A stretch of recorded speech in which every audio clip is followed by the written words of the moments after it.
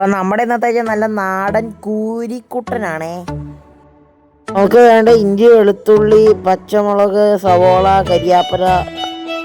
ശേഷം ഒരു ചട്ടിയിലോട്ട് നമുക്ക് ഇച്ചിരി വെളിച്ചെണ്ണ ഒഴിച്ചു കൊടുക്കാം. എണ്ണ ഒന്ന് ചൂടായ ശേഷം നമുക്ക് കടുകും ഉലുവ ഇട്ട് കൊടുക്കാതെ.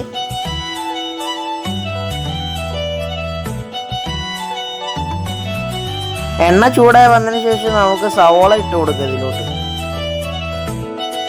എന്നിട്ട് നമുക്ക് ഇതിലോട്ട് ഇഞ്ചിയും വെളുത്തുള്ളിയും കൂടെ ചേർത്ത് കൊടുക്കാം.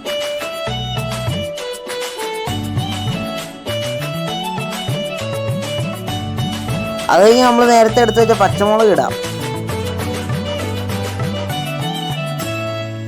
ശേഷം നമുക്ക് ഇച്ചിരി കറിവേപ്പിലയും കൂടി ഇട്ട് കൊടുക്കാതെ.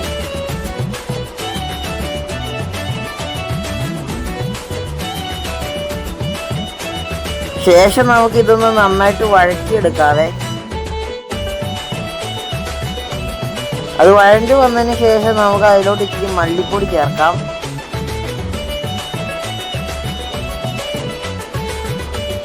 ശേഷം അത് നമുക്ക് നന്നായിട്ട് ഇങ്ങനെ ഇളക്കിയെടുക്കാതെ. അതിനുശേഷം നമുക്ക് ഇച്ചിരി സാധാ മുളക് പൊടിയും കാശ്മീരി മുളക് പൊടിയും കൂടെ ചേർത്ത് കൊടുക്കാതെ. എന്നിട്ട് ഇത് നന്നായിട്ടൊന്ന് നമുക്ക് ഇളക്കിയെടുക്കാം.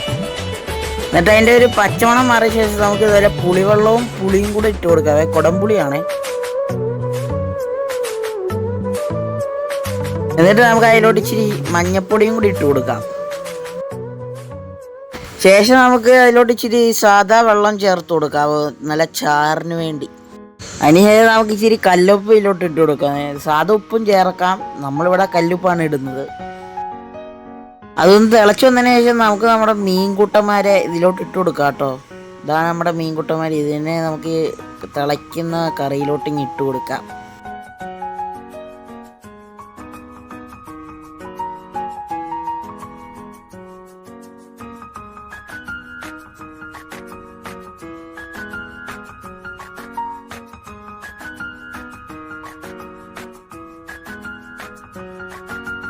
മസാലയൊക്കെ ഒന്ന് അതിലിങ്ങനെ പിടിപ്പിക്കുന്ന രീതി ഒന്ന് വെച്ചിട്ട് നമുക്ക് ഇതൊന്ന് മൂടി വെക്കാം. എന്നിട്ട് ഇതൊന്ന് തിളച്ച് സെറ്റപ്പായിട്ട് വരട്ടെ കേട്ടോ. തിളച്ച് വന്നതിന് ശേഷം നമ്മുടെ മീൻകറി ഇവിടെ റെഡി ആയിട്ടുണ്ട്. സൂപ്പറായിട്ടില്ല, നോക്കി എന്ത് പുകയൊക്കെ പറക്കുന്നത്. അപ്പോൾ ഇനി ഇതുപോലത്തെ വീഡിയോയ്ക്ക് നമ്മുടെ ചാനൽ ലൈക്കും ഷെയറും സബ്സ്ക്രൈബൊക്കെ ചെയ്യണം കേട്ടോ. ബായ്.